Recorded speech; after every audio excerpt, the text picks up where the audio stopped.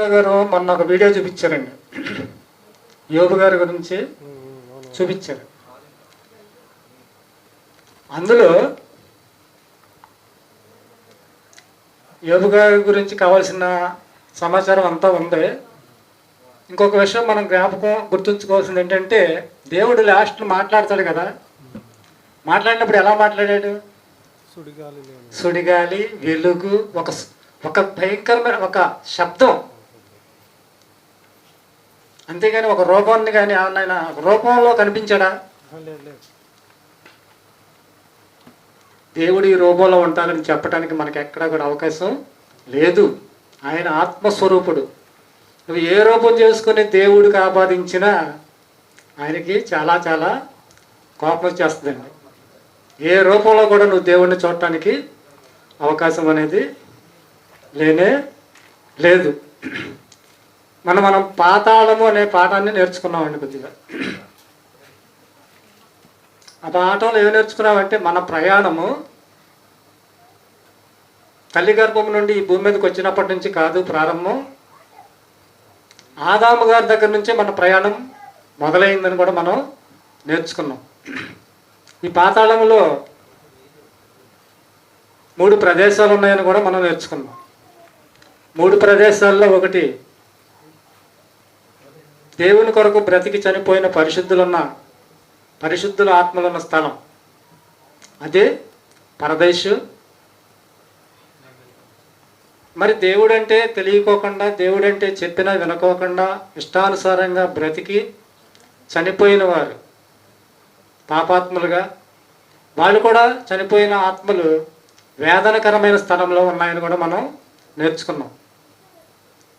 ఈ పరదేశికి వేదనకరమైన స్థలానికి మధ్యన పెద్ద అగాధం ఉన్నది అని కూడా మనం నేర్చుకున్నాం.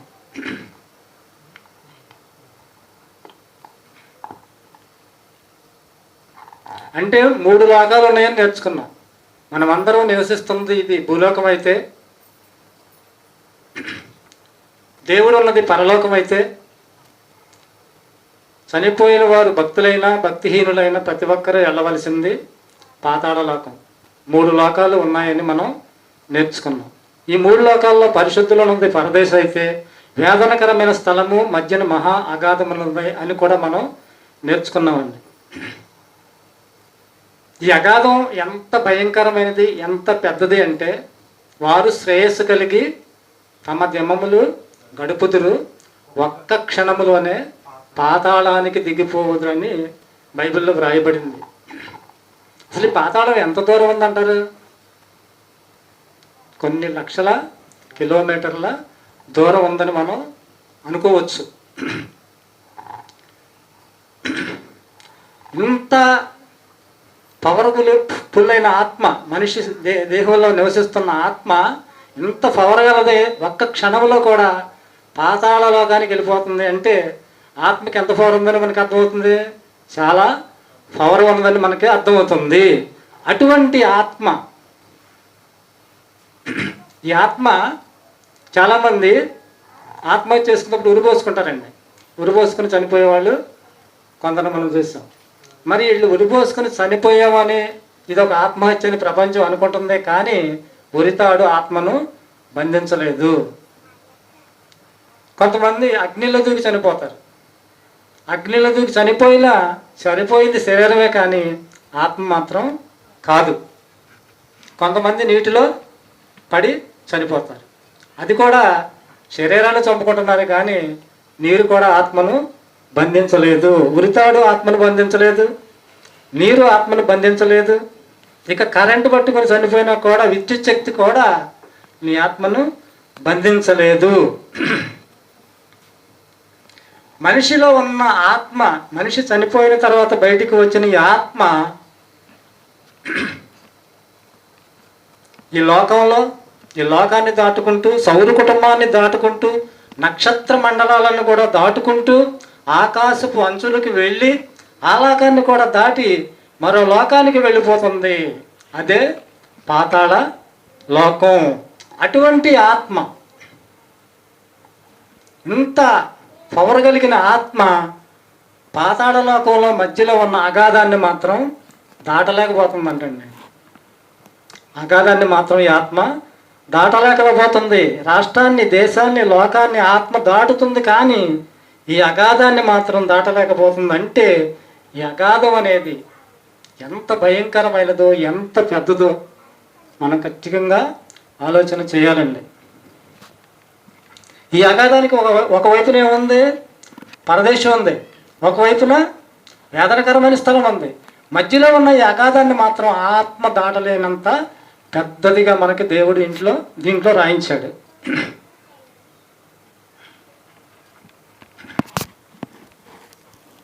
అంటే భూలోకం చూసామనుకో, భూలోకం మొత్తం మనకు చూడలేదు, మనకు తెలియదు. భూలోకం కన్నా చాలా పెద్దది పాతాళ లోకం అని దేవుడు రాయించాడండి.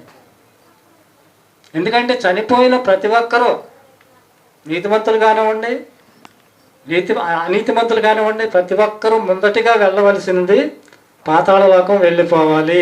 దాన్ని మృతుల లోకం అంటున్నారు. మూడవ లోకం కూడా మనం అనుకోవచ్చు. మరి ఇంతవరకు బైబిల్లో భక్తులు ఎంతోమంది ఉన్నారు. హేబేలు మొదలుకొని ఎంతోమంది భక్తులు ఉన్నారు. ఈ మరణించిన నీతిమంతులు అందరూ కూడా పరదేశంలో ఉన్నారు అని దేవుడు, పరదేశ అనే ప్రాంతంలో ఇది ఉన్నారు అని బైబిల్లో మనకి దేవుడు రాయించాడు. మరి పాపులందరూ కూడా ఎక్కడ ఉన్నారంటే వేదనకరమైన స్థలంలో ఉన్నారు. వేదనకరమైన స్థలంలో ఎలా ఉన్నారు? వేదన పడుతూ ఉన్నారండి. ఏదో భోజనం చేసుకుని నీళ్ళు తాగి కూర్చోలే, వేదన పడుతూ ఉన్నారంటండి. వేదనకరమైన స్థలములో వేదన, పరదేశంలో నెమ్మది. ఈ రెండు ప్రదేశాలకి మధ్యన భయంకరమైన అగాధము. ప్రియమైన దేవుని పిల్లలారా, మన భక్తి, మన ప్రయాస ఆ వేదనకరమైన స్థలంలోకి మన ఆత్మ వెళ్ళకూడదండి. ఆ వేదనకరమైన స్థలంలోకి మన ఆత్మ వెళితే మనంత దురదృష్టవంతులు లేరు. పరదేశికి కానీ మన ఆత్మను నడిపించుకోగలిగిన భక్తి విశ్వాసాల జీవితం ఈ భూమి మీద మనం జీవించినట్లయితే మనకన్నా అదృష్టవంతులు ఎవ్వరు కూడా లేరండి. ఎవరు కూడా లేరు. ధనవంతుడున్న చోటికి కానీ ఆత్మ వెళ్ళిందా చాలా ప్రమాదం. ధనవంతుడున్న చోటికి ఆత్మ వెళ్ళిందా చాలా ప్రమాదం, చాలా భయంకరం. అప్పుడు తెలుసుకున్నా కూడా ఎటువంటి ఉపయోగం, ప్రయోజనం కూడా లేదు. ధనవంతుడి పరిస్థితి ఏంటంటే, లోకసువార్తలో ఉన్న ధనవంతుడు చనిపోయాడు. చనిపోయిన తర్వాత అతని పరిస్థితి ఏంటి? ఒక్క నీటి చొక్క అడుగుతున్నాడండి. వేదనకరమైన స్థలంలో ఉంది ఆత్మ. ఒక బాటిల్ పట్టరవయ్యా అని అంటలా, ఒక్క నీటి చొక్క కోసం తహతహలాడిపోతున్నాడు ధనవంతుడు. భూమి మీద ఇష్టానుసారంగా భోగభాగ్యాలు అనుభవించిన ధనవంతుడు నీటి చొక్క కోసం తహతహలాడిపోతున్నాడంటే అతని పరిస్థితి చాలా దారుణంగా ఉంది.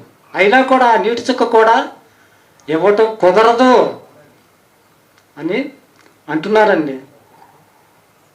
మన ఇంటికి ఎవరైనా వచ్చితే మంచినీళ్ళు అడిగితే ఇస్తామండి, మంచినీళ్ళు ఇస్తాం. ఒకవేళ మనకి విరోధైనా అతని విరోధైనా ఇస్తాం. అంటే మనకి ఈరోజు ఎవరైనా కొన్నాడు అనుకోండి, అతను ఏదైనా దెబ్బలు తక్కి పడిపోయి దాహం అంటున్నాడు అనుకోండి, మంచిలు ఇస్తాం, మనం ఇస్తామండి, ఇస్తాం. అంతెందుకండి, ఉరిశిక్ష పడిన ఖైదీ నీ కోరిక ఏంటని అడుగుతారండి. నాకు బిర్యానీ కావాలంటే బిర్యానీ ఇస్తారు, మందు కావాలంటే మందు ఇస్తారు. ఏంటంటే తన తర్వాత అనుభవించే స్థితిలో లేదు, ఇక ఛాన్స్ లేదు. కానీ అతనికి అన్నీ ఇస్తారు భూమి మీద. కానీ వేదనకరమైన స్థలంలోకి వెళ్ళిపోతే ఎటువంటి ఫెసిలిటీ అంటారు చూడండి, అవి ఏమి ఉండవండి. ఎటువంటి వసతులు ఉండవండి.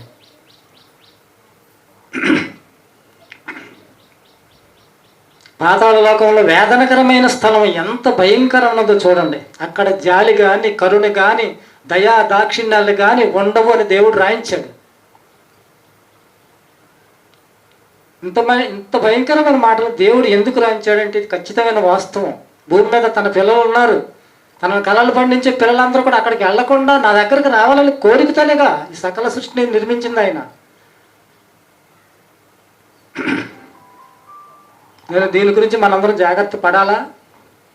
ఖచ్చితంగా మనం పడాలి. మనం యేసుప్రభు దగ్గరికి వచ్చాం కాబట్టి, మనం ఆత్మను రక్షించుకునే భక్తిలో ఉన్నాం కాబట్టి, ఈ భయంకరమైన ప్రాంతానికి వెళ్లకుండా పరదేశంలోకి వెళ్ళే భక్తి జీవితం ఈ భూమి మీద మనం అన్నీ తెలుసుకున్న వారంగా ఖచ్చితంగా దాన్ని పొందుకోవాలి. సామెతల గ్రంథం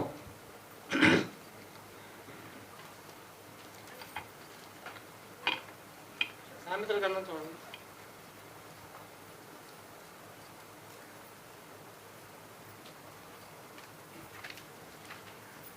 15:24 చూడండి ఒక్క వచనం.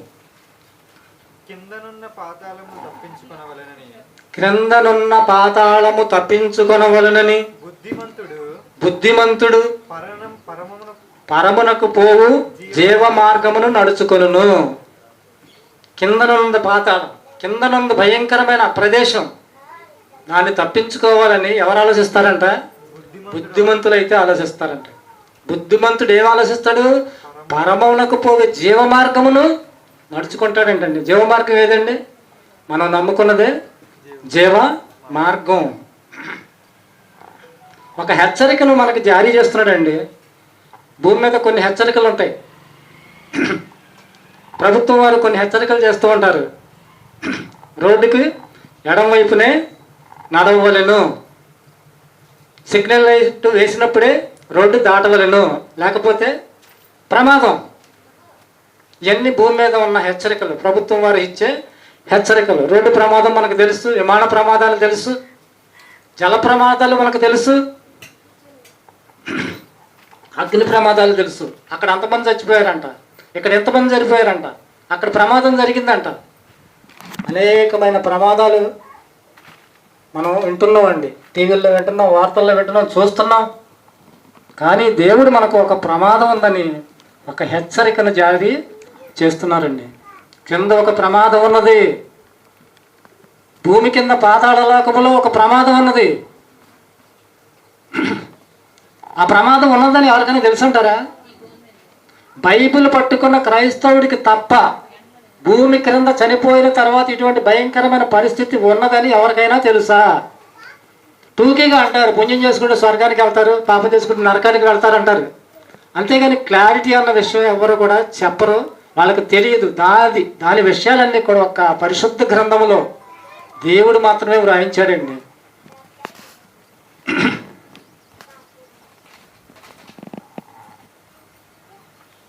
దేవుడు ఇచ్చిన హెచ్చరికను నమ్మి మనం దాని ప్రకారంగా జాగ్రత్త పడితే, దేవుడు ఇచ్చిన ఈ ఆయుష్కాలంలోనే దాని గురించి తెలుసుకుంటే, దేవుని వాక్యాన్ని నమ్మి దానికి లోబడితే ఆ ప్రమాదం నుండి తప్పించుకోబడతారని దేవుడు మనకి హెచ్చరికను చేసేటండి.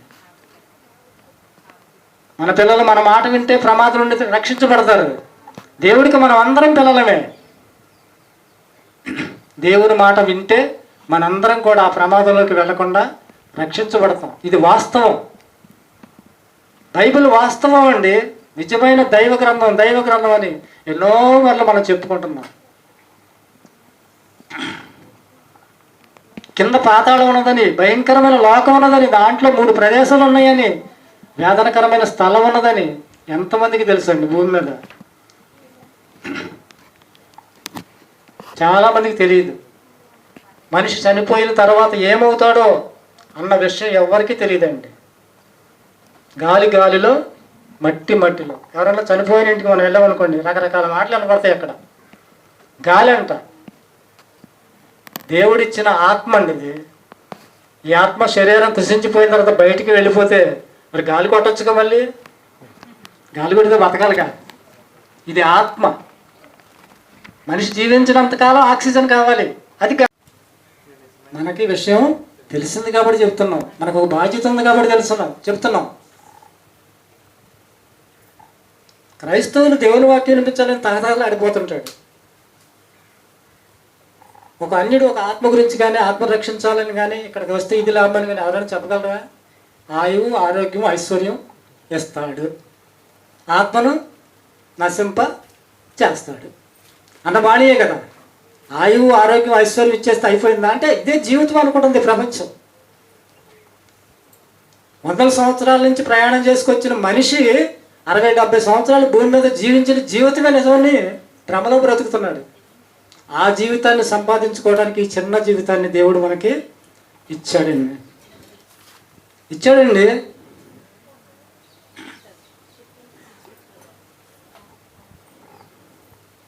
మరి ఈ పాతాళ లోకములో వేదనకరమైన స్థలంలో దానికి అసలు ఈ వేదనకరమైన స్థలంలోకి ఎంతమంది వెళ్ళిపోతున్నారో అసలు దానికి తృప్తి లేదండి.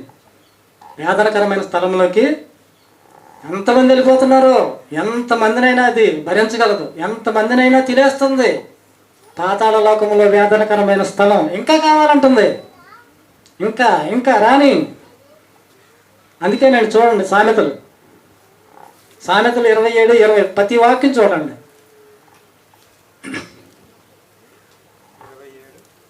27:20 పాతాళమునకును ఇప్పుడు మనం చెప్పుకున్నాం చూడండి. పాతాళమునకును అగాధ కోపమునకు, పాతాళములో మళ్ళీ అగాధ కోపమునకు తృప్తి లేదంటండి. అసలు తృప్తి కానేరదు అంటే పాతాళము నాకు 1 కోటి మంది వచ్చారు చాలు అని అందంటండి. 1 కోటి మంది వచ్చారు చాలు, 2 కోట్ల మంది వచ్చారు చాలు అని అందరు, దానికి తృప్తే ఉండదు ఎంతమంది వచ్చినా సరే. అని మరి ఎవరు వెళ్ళిపోతారు ఈ పాతాళ లోకంలో వేదనకరమైన స్థలంలోకి? ఎవరు వెళ్తారు? ఎవరిని పట్టుకుంటుంది అంటే యోబు గ్రంథం 24:19 దుర్మార్గులను చూచి 24:19 చదువుతాను. అనావృష్టి చేతను, అది కాదా? అనావృష్టి చేతను ఉష్ణము చేతను మంచు నీళ్లు ఎగసిపోవునట్లు పాతాళమునకు పాపము చేసిన వారు పాతాళము పట్టుకొను. పాపము చేసిన వారిని పాతాళం పట్టుకుంటుందండి. పరిశుద్ధులు మాత్రం అబ్బే టచ్ అవుతానికి దానికి ఛాన్స్ లేదు. పరిశుద్ధులు పాపం చేసిన వారిని ఐస్కాతం లాక్కుచూడండి. పాపము చేసిన వారిని 24:19 ఎవరిని పట్టుకుంటుందంటే పాపము చేసిన వారిని పాతాళము పట్టుకొని వదలదు, బంధించేస్తుంది. ఎవరిని బంధించింది మనకు తెలుసు కదా, ఒక చరిత్ర ఉంది కదా. ధనవంతుడు బంధించేసింది. ధనవంతుడు బంధించింది కాబట్టే నేను వెళ్ళటం కుదరదని తెలిసిపోయింది. లాజర్ను పంపు అంటున్నాడు. లాజర్ను పంపు. ధనవంతుడు చేసిన పాపం ఏంటి అసలు? ధనవంతుడు పలానా పాపం చేశాడని బైబిల్లో ఏం రాయించాడు చెప్పండి? తన ఇష్టానుసారంగా బ్రతికాడు. దేవుడు లేడు, దెయ్యం లేడు. నా ఇష్టం, నాకు ఉంది, తింటా, తాగుతా, తిరుగుతా, హాయిగా సుఖిస్తా అంటూ బ్రతికాడు. అదే పాపం అంటున్నాడు దేవుడు. నేను వెళ్తాను అంటలేదండి, లాజర్ను పంపించన్నాడు. అంటే ధనవంతుడికి అర్థమైపోయింది నేను వెళ్ళే పరిస్థితి నాకు లేదు. ఒకవేళ లాజర్ వెళ్ళి చెబితే వాళ్ళు కానీ నా తమ్ముళ్ళు ఉన్నారు భూమి మీద, వాళ్ళు తెలుసుకుంటారేమో, నమ్ముతారేమో. ఒకవేళ మారి ఈ భయంకరమైన వేదనకరమైన స్థలంలోకి రాకుండా ఉంటారో ఏమోనని చిన్న ఆశ. ఒక అయస్కాంతం పట్టినట్టు పట్టేస్తుందండి పాపం చేసిన వారిని.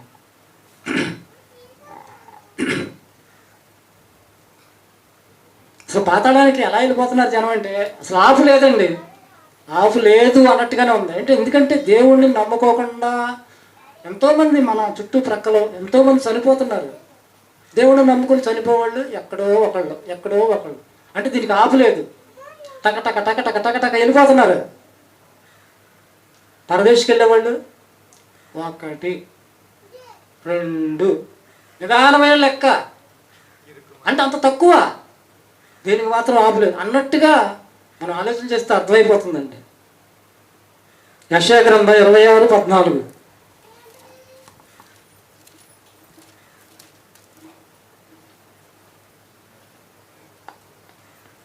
26:14 చూసారా? నేను చదువుతాను. చచ్చిన వారు మరలా బ్రతుకరు, ప్రేతలు మరలా లేవరు. అందుచేతను నీవు వారిని దండించి నశింపజేసితివి, వారికను స్మరణకు రాకుండా నీవు వారిని తుడిచివేసితివి. చచ్చిన వారు బ్రతికే అవకాశాలు ఎంతోమంది చచ్చిపోయారు. ఎవరు కూడా వచ్చిన దాఖలాలు లేవు. మళ్ళీ బ్రతకరు. మళ్ళీ బ్రతకాలంటే ఒక పరిశుద్ధుడిగా జీవించిన వాడే బ్రతుకుతాడు.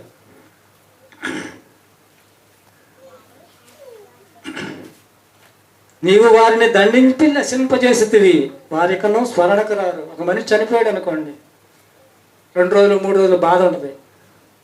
చాలామంది మంచి ఇంకా వాత్సల్యం పెంచుకున్న వ్యక్తి అయితే ఇంకా కొద్ది రోజులు బాధపడతారు.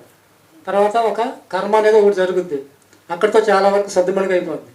ఇంకా ప్రేమ ఉన్న వాళ్ళు అయితే సంవత్సరంగా చేస్తారు, అది అక్కడితో అయిపోద్ది. తర్వాత జ్ఞాపకంకి రానే రాదు, అయిపోయింది. ఇచ్చిన అవకాశాన్ని సద్వినియోగం చేసుకుంటేనే పరదేశకి వెళ్తాం, లేకపోతే వేదనకరమైన స్థలంలోకి వెళ్ళిపోతామండి. ప్రేతలు అనగానే పాపాత్ములైన ఆత్మలు, అది కిందకి వెళ్ళగానే పాతాళం వాటిని పట్టేసుకుంటుందండి. పాతాళం ఎవరినైనా పట్టుకుంటుందా? ఎవరినైనా పట్టేసుకుంటుందా? గొప్ప గొప్ప వాళ్ళు ఉన్నారు కదా, వాళ్ళని పట్టేసుకుంటుందా?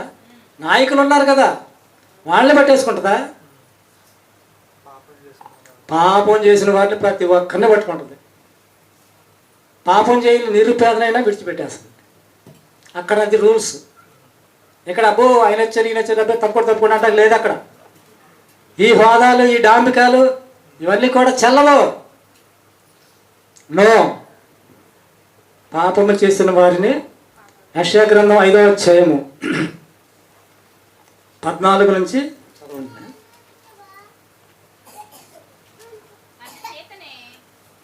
అందుచేతనే పాతాళం గొప్ప ఆశ పెట్టుకుందంటండి. అపరిమితముగా తన నోరు తెరచుచున్నది. వారిలో గనులున్నారు, సామాన్యులు ఉన్నారు, ఘోష చేయవారు ఉన్నారు, హర్షించేవారు ఉన్నారు. పడిపోవద్దురు, పాతాళం గొప్ప ఆశ పెట్టుకుని ఉన్నది, దానికి తృప్తే లేదు. పాతాళ లోకంలో రోజు రోజుకి జనాభా పెరిగిపోతున్నది, దీనికి ఎంత మాత్రం ఆశ తీరటం లేదు. ఎవరున్నారంటే పాతాళంలో పట్టుకున్న వారిలో గనులు ఉన్నారంట, సామాన్యులు ఉన్నారంట, ఘోష చేయవారు ఉన్నారంట, హర్షించేవారు ఉన్నారంటండి. ఈ 4 క్వాలిఫికేషన్లు గల వాళ్ళే మన చుట్టూ ఉన్న సమాజంలో ఉన్నారు. ఎక్కువ వీళ్ళే ఉన్నారు. హర్షించేవారు, ఘోష చేయవారు, సామాన్యులు, గనులు. ఎంతటి గనుడైనా సరే పాతాళం పట్టుకుంటుంది. గనులంటే ఎవరు?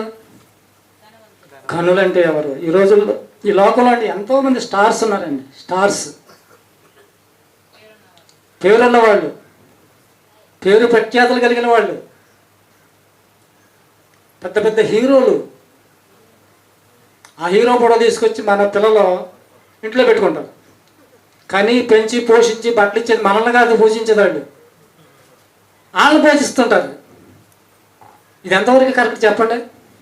అంటే ప్రజల గుండెల్లో వీళ్ళే దేవుళ్ళు అయిపోయారు. వీళ్ళకి దేవుడితో పని లేదు.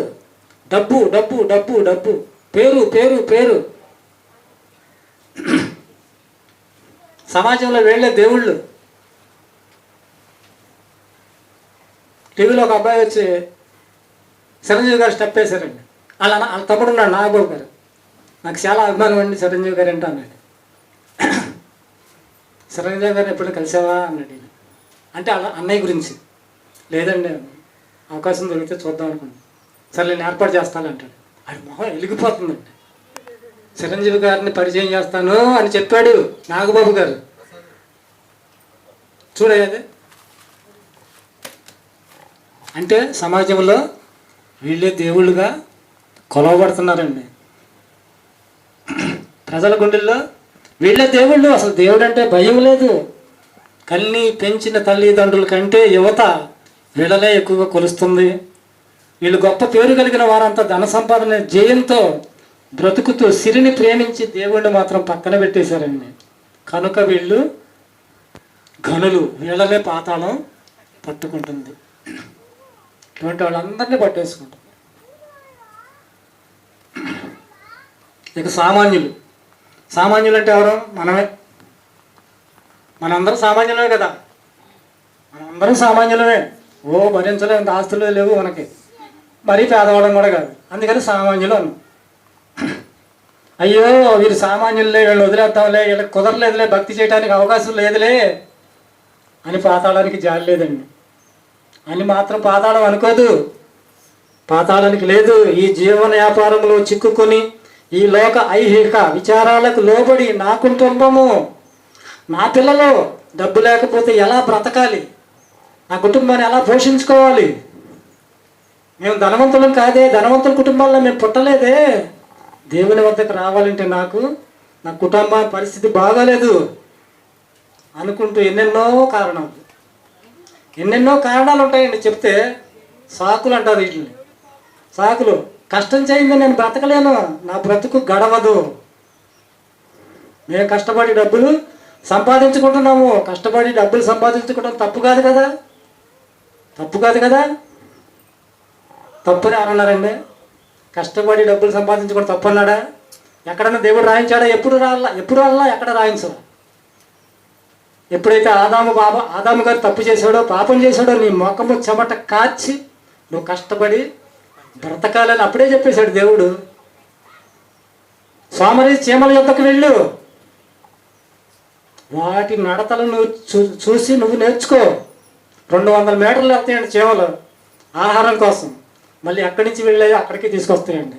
ఒక లైన్లో ఒక క్రమం, అందరూ అన్ని చీమలు పనిచేస్తాయి. సోమరితనంగా ఉండొద్దని చెప్పాడు దేవుడు. కష్టపడొద్దని ఎక్కడ కూడా చెప్పలేదు. నేను కష్టపడలేదా? కోటేశ్వరరావు గారు కష్టపడలేదండి. మాతో పాటు దోయిలకు వచ్చేవాడండి, కట్టేతలకు వచ్చేవాడండి. నేను కష్టపడలేదా? మీరందరూ కష్టపడతలేదా? అందరం కష్టపడుతున్నాం. కానీ కష్టపడాలి, బ్రతకాలి, దేవుని తెలుసుకోవాలి.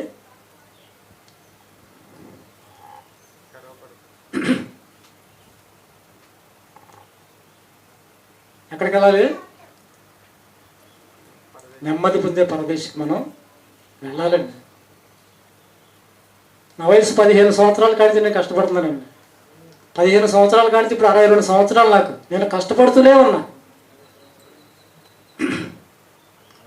మా పెద్ద చెల్లి పెళ్ళికండి మా నాన్న నేను కలిసి కుప్పలు నోసి 3,000 రూపాయలు కట్నం పోగు చేసామండి. పోగు చేసి ఇచ్చి మా చెల్లికి కట్నం ఇచ్చామండి. ఏంటి చిన్న చిన్న పనులకి మేము కష్టపడిపోతున్నాం. చాలామంది అనుకునే పరిస్థితులు చాలామంది ఉన్నారు. చూడు జాగ్రత్త.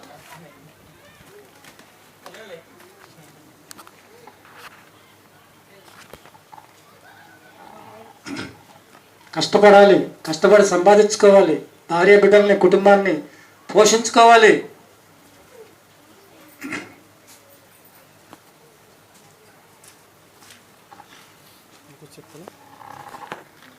కానీ దేవుణ్ణి ఎరగక ఈ సకల సృష్టి ఆయన సృష్టించాడు కదా, ఈ సకల సృష్టిని అనుభవిస్తున్నాం కదా మనం. సృష్టిని కలిగించి దాన్ని అనుభవిస్తూ దాన్ని కలిగించిన దేవుణ్ణి ఎరక్కోకుండా ఇష్టానుసారంగా బ్రతికితే అప్పుడు పాతాళం పట్టుకుంటుంది.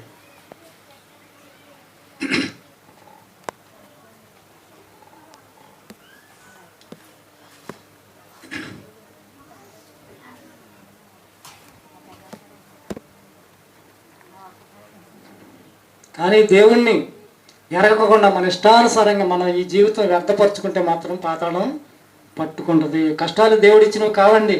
చాలామంది కష్టాలు దేవుడు వచ్చేసాడు నాకు వచ్చేసి అనుకుంటాడు. ఇది నీ ఆలోచనలో నీ క్రియల్లో ఏదో పొరపాటు జరిగింది. స్వయంగా దేవుడు ఇచ్చిన కష్టాలే కాదు ఇవి. నువ్వు కొన్ని తప్పులు చేసావు, కొన్ని దురాశలకు పోయావు, కొన్ని తెచ్చుకున్న కష్టాలు కూడా చాలామంది జీవితాల్లో ఏలుబడి చేస్తుంటాయి.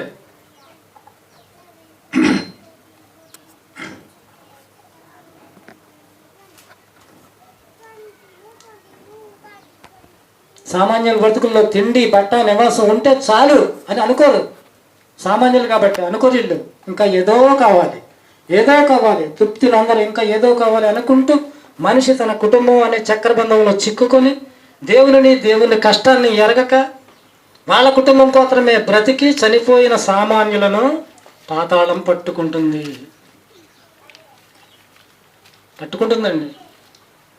నువ్వు దేవుడి ప్రణాళిక చెప్పిన భూమి మీదకి వచ్చావు, దేవుడు చెప్పినట్లుగా బ్రతికి నువ్వు పరదేశకు వెళ్ళాలి. ఇష్టానుసారంగా బ్రతకటానికి లేదక్కడ. ఒకవేళ బ్రతికేవనుకో ఇష్టానుసారంగా పాతాళం పట్టుకుంటుంది. ఘోష చేయువారు ఎప్పుడు తృప్తి లేని జీవితం అండి. అది లేదు ఇది లేదు, ఎప్పుడు ఏడుపండి. మానవుని కోరికలకు అసలు పరిమితి లేదండి. మానవుని కోరికలకు పరిమితి లేనప్పుడు, తృప్తి లేనప్పుడు కష్టాలు వస్తాయి రావా? ఏదో కావాలని ఆశపడతావు, దానికోసం కష్టాలు కొని తెచ్చుకుంటావు. ఉన్నదానితో తృప్తి చెందక లేని దానికోసం ఆరాటపడటం, తృప్తి లేని జీవితం. అయ్యో మన జీవితంలో దేవుడు లేడే అన్న బాధ లేదు, డబ్బు లేదే, అది లేదే, ఇది లేదే అనే బాధే ఎక్కువ. మనిషి జీవితం అలా ఉందండి. ఇటువంటి ఆశతో బతికే వాళ్ళకు కూడా వీళ్ళే ఘోష చేయవారు, తృప్తి లేని జీవితం. తృప్తి లేని జీవితానికి సుఖం ఉండదండి. ఎక్కడ సుఖం ఉండదు, అక్కడ సుఖం ఉండదు. ఒక్క మాటలో చెప్పాలంటే తృప్తి లేని జీవితం. నాలుగవది హర్షించువారు. మీకు ఒక ప్రోగ్రామ్ కోసం తెలుసా? ఇదివరకు ఆట కావాలా, పాట కావాలా, ఆట కావాలా, పాట కావాలా, డ్యాన్స్ బేబీ డ్యాన్స్. ఇప్పుడు వస్తున్నాయి డి, సై, జబర్దస్తి. ఎన్ని మనుషులు వినోదాలకు విచ్చలు పెడతానండి, విచ్చలు పెడతాను.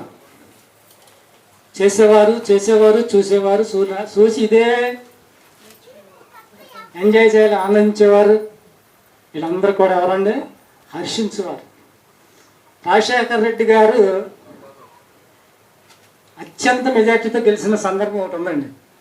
బాగా మంచి మెజారిటీతో గెలిచిన సందర్భం.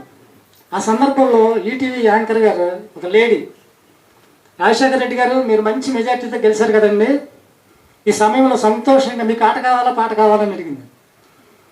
అదేంటమ్మా అట్లా మాట్లాడుతున్నా, ఎంతో మెజారిటీతో గెలిచాను, ముఖ్యమంత్రిని కూడా అయిపోయాను. నేను ముఖ్యమంత్రిని అయిన తర్వాత నేను ఆడిందే ఆట, పాడిందే పాట, నువ్వు ఆట పాట నాకెందుకు పోవమ్మా అన్నదంటండి రాజశేఖర్. సరదాగా అలాగే వాళ్ళ మనుషులు ఆడిందే ఆట, పాడిందే పాటగా బ్రతికేస్తున్నారు. బ్రతుకు పరమార్థం తెలియలే అక్కడ మనిషికి. బ్రతుకు పరమార్థం ఏంటో తెలియలే. ఈ చిన్న జీవితాన్నే పెద్ద జీవితం అనుకుంటాడు. ఆ పెద్ద జీవితం కోసం ఈ చిన్న జీవితం ఇచ్చాడు దేవుడు అన్న సంగతి మనిషి గ్రహించలేకపోతున్నాడు. గనులు, సామాన్యులు, ఘోష చేయవారు, హర్షించేవారు, వీరందరినీ కూడా పాతాళం పట్టుకుంటుంది. పాతాళం ఉన్నదని, పాతాళం అంటే ఎవరికి భయం లేదు, ఉన్నదని ఎవరికి తెలియదు, తెలుసుకోవడానికి చెయ్యరు, చెప్తే వినరు.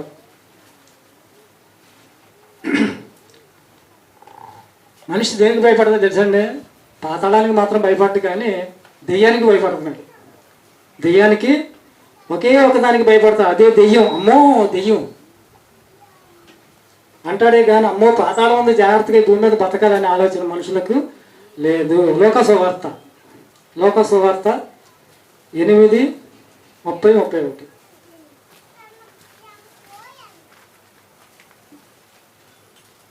యేసు నీ పేరేమని వాణిని అడుగగా, చాలా దయ్యములు వాణిలో చొచ్చియుండెను గనుక తన పేరు సేన అని చెప్పి పాతాళములోనికి పోవుటకు తమకు ఆజ్ఞాపించవద్దని ఆయనను వేడుకొనెను. దెయ్యం పట్టిన మనిషి, ఆ మనిషిలో దెయ్యాలు ఉన్నాయి. యేసుక్రీస్తు ప్రభు జీవించిన కాలంలో పాతాళంలోకి మమ్మల్ని పంపవద్దు ప్రభువా, యేసు ప్రభువు భయపడుతున్నాయి, పాతాళానికి భయపడుతున్నాయి. పందుల మందులోకి పంపించి మమ్మల్ని అంటున్నాయి. పందుల మంపులోకి వెళ్ళిపోతాం, పాతాళమా అన్నట్టుగా భయపడుతున్నాయి. అంటే దయ్యాలకు అక్కడ యేసుకు భయపడుతున్నాయి, ప్రభువు అంటున్నాయి. అవసరమైతే పందుల్లోకి పంపు మమ్మల్ని, కానీ పాతాళానికి మాత్రం పంపవద్దు అని వేడుకుంటున్నాయండి దెయ్యాలు.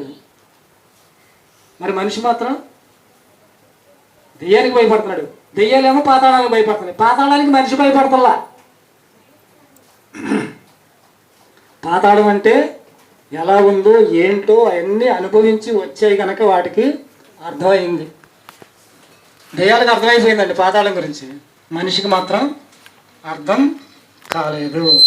అపవాది ఒకప్పుడు పాతాళంలో నరకమును ఒక మూలను తోయబడి ఉందండి. ఆ బాధ అనుభవించింది కనుక పాతాళానికి భయపడుతుంది, కానీ మనిషి మాత్రం భయపడటం లేదు, నిర్భయంగా బ్రతికేస్తూ ఉన్నాడు. పాతాళం గురించి మనిషికి తెలియదు కాబట్టి ఇష్టానుసారంగా నిర్భయంగా బ్రతుకుతూ ఉన్నాడు. పాతాళానికి ఒక్కసారి వెళ్ళిపోయిన తర్వాత అండి వెళ్ళటమే కానీ తిరిగి రావటం ఉండదండి. వెళ్ళామా అంతే, తిరిగి రావటం అనేది ఉండదు. యోబు గ్రంథం 7:9.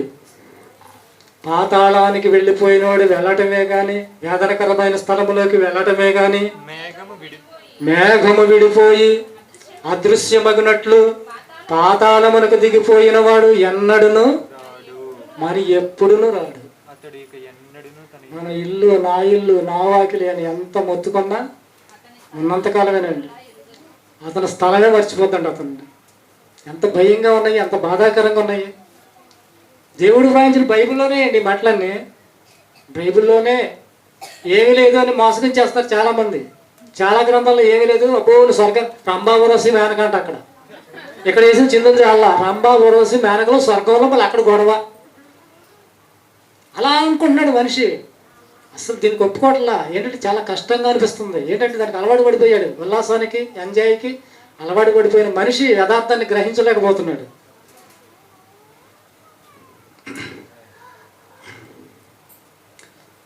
పాతాళానికి వెళ్ళిన ఆత్మ తిరిగి రావడం అని ఉండదండి. ఒక జైలుకి వెళ్ళినా మళ్ళీ కొంత సమయం బెయిల్ అంటారు, అదంటారు, బయటకు వచ్చి మళ్ళీ లోనికి వెళ్తాము. ఆ శిక్ష ఖరారైతే, న్యాయం నిరూపించబడితే మళ్ళీ బయటకు వచ్చే అవకాశం ఉంది.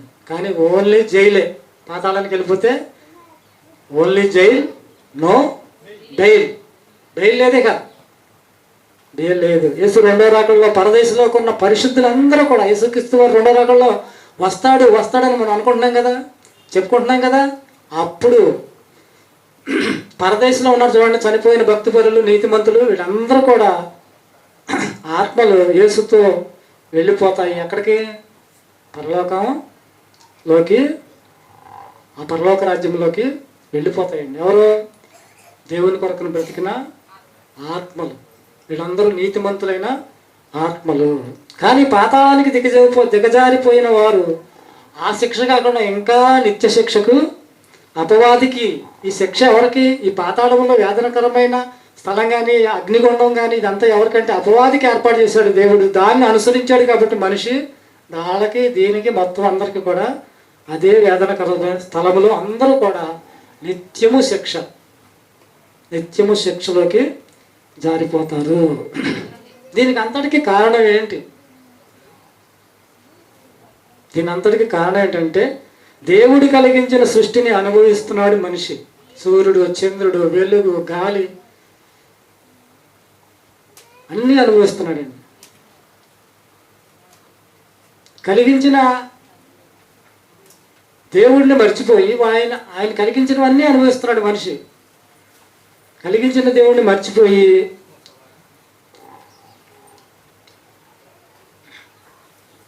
వాస్తవాన్ని ఎరగకోకుండా, నిజాన్ని ఎరగకోకుండా, తన జన్మ పరమార్థం తెలుసుకోకోకుండా ఈ భూమి మీద బ్రతికి చనిపోవటమే దీనికి అంతటికి కారణం. సామెతల గ్రంథం 15:14. బుద్ధిమంతుని మనస్సు జ్ఞానమును గదకును, బుద్ధిహీనులు మూఢత్వం భుజిస్తారంట. ఎవరు చెప్పినా వినరు. బుద్ధిహీనులు ఎవరు చెప్పినా వినరు. మంచిగా చెడు వినాలి. వినటం అనేది అలవాటు చేసుకోవాలి. మంచి అయితే తీసుకో, చెడు అయితే వదిలేదు. అలాగే బుద్ధిమంతుడు దేవుని మాటలు చెప్తే వింటారు. ఆ భయంకరమైన పరిస్థితులకు వెళ్లకుండా తప్పించుకునే స్థితిలో ఉంటారు. ఇంత భయంకరమైన పరిస్థితి. మనిషి జన్మ పరమార్థాన్ని తెలియకోకుండా చనిపోతే వేదనకరమైన స్థలం ఉంది. జన్మ పరమార్థాన్ని తెలుసుకొని సృష్టికర్తని, కన్న తండ్రిని, తనకు ఈ జీవితాన్ని ఇచ్చిన దేవుని తెలుసుకుని ఆయన చెప్పినట్లుగా బ్రతికితే పరదేశికి వెళ్తాం. తర్వాత యేసుప్రభు రెండో రాకడలో పరలోకానికి వెళ్తాం. ఇవన్నీ మనం నమ్ముతున్నామో లేదా? ఇక్కడ ఉన్న వాళ్ళందరూ కూడా ఇవన్నీ నమ్ముతున్నాం. మనలో మన వాళ్ళు ఎవళ్ళైనా సందర్భం వచ్చినప్పుడు, అడిగినప్పుడు ఇవన్నీ మనం చెప్పగలగాలి. చెప్పగలిగినప్పుడు వాళ్ళు ఏమంటారు? అబ్బో ఇవన్నీ నిజమేనా అంటావా? నిజమా అని అంటారు. అప్పుడు ఏమంటావు? నిజమే, ఇదే నిజం. అప్పుడు నువ్వు ఇలాగే చెప్పాలి, ఇదే నిజం. నమ్మదగినది దేవుడు నియమించిన ధర్మశాస్త్రము, నమ్మదగినది, యథార్థమైనది యథార్థమైనది. ఆ పాట నాకు చాలా బాగుందండి, చక్క పాడి బాగుంది. ఆ?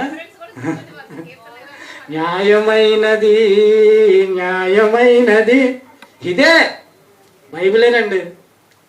యథార్థమైనది, న్యాయమైనది, నమ్మదగినది. మనిషి భూత భవిష్యత్ వర్తమానాల జీవిత చరిత్రనంతటిని కూడా చెప్పగలిగేది పుస్తకం బైబిల్. దేవుడిది ఏమీ తప్పులేదు. మనకందరికీ కూడా తెలుసుకోవాలని, తెలుసుకోమని ఈ పుస్తకాన్ని మన చేతుల్లో పెట్టాడు. అన్నీ తెలుసుకుంటున్నాం కదా, అన్నీ తెలుసుకుంటున్నాం. భూమి మీద వ్యక్తిగతంగా బతకడానికి కావాల్సిన అన్నెన్నో తెలుసుకుంటున్నాం. దీన్ని తెలుసుకోకపోతే చాలా ప్రమాదం. అన్న మా కావ్య అడిగింది, ఆదాము అవ్వలో పండు తినకపోతే అసలు ఎలా ఉండేది అంట మాయా అంది.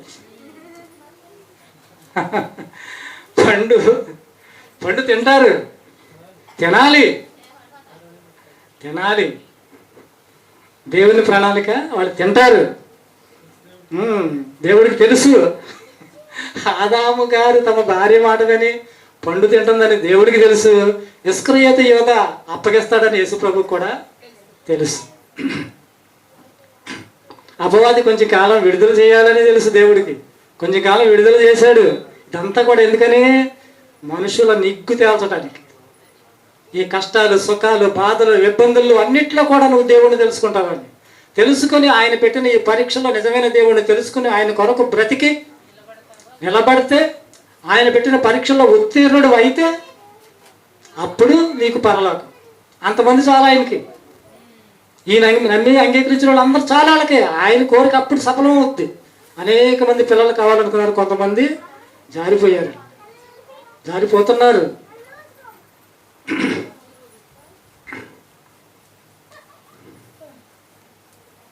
ఉత్తీర్ణులైన వారు మాత్రమే వేదనకరమైన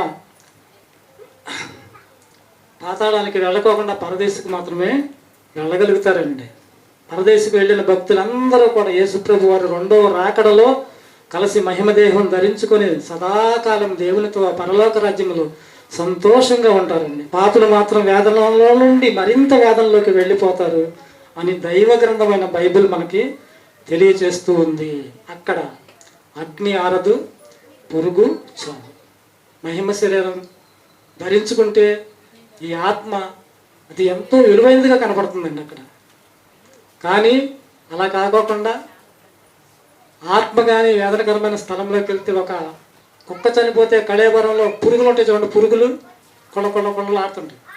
అలా చెబుతున్నాడు ఇక్కడ. ఆత్మ పురుగు, అగ్ని ఆరదు, పురుగు చావదు.